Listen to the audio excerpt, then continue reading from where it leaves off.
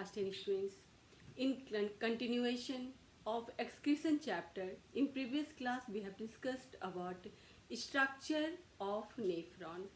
Now in this class I am discussing this in some brief. Look at here. Nephron can broadly be divided in two parts.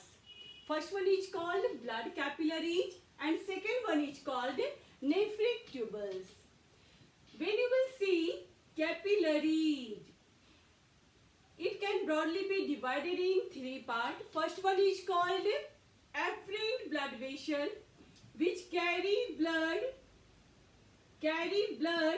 in each nephron. Afferent blood vessel, glomerulus it is contained in Bowman capsule. And what is its role? Its role is filtration of blood. Now, efferent blood vessel, blood exits from nephron through efferent blood vessel. That's why it can broadly be divided in three parts: afferent, glomerulus and efferent. There is also a fourth part, and that fourth part is peritubular capillaries. Fourth part is peritubular capillaries. What is its role?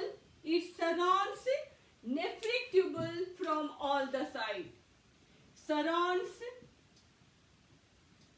nephric tubule from all sides and responsible for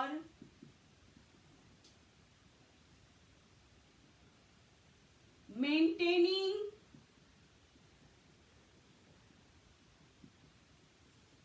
osmolarity of body fluid.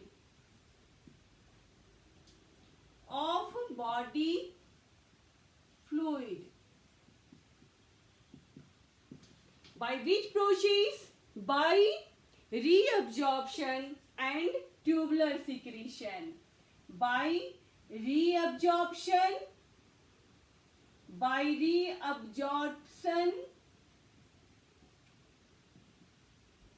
and tubular secretion.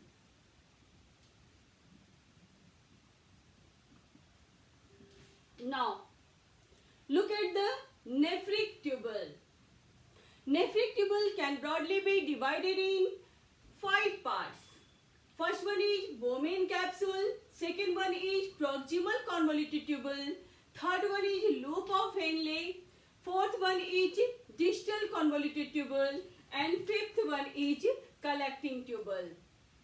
Actually, in this Bowman capsule, what happens? Filtration of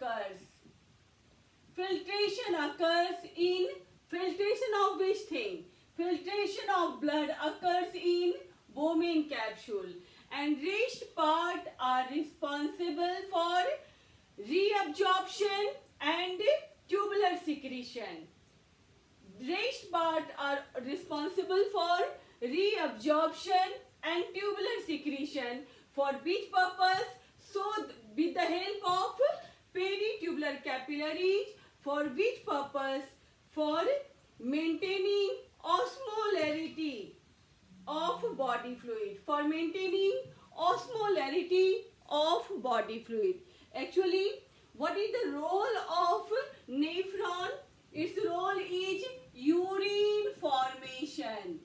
How does urine formation occur? We will discuss in next class. Thank you.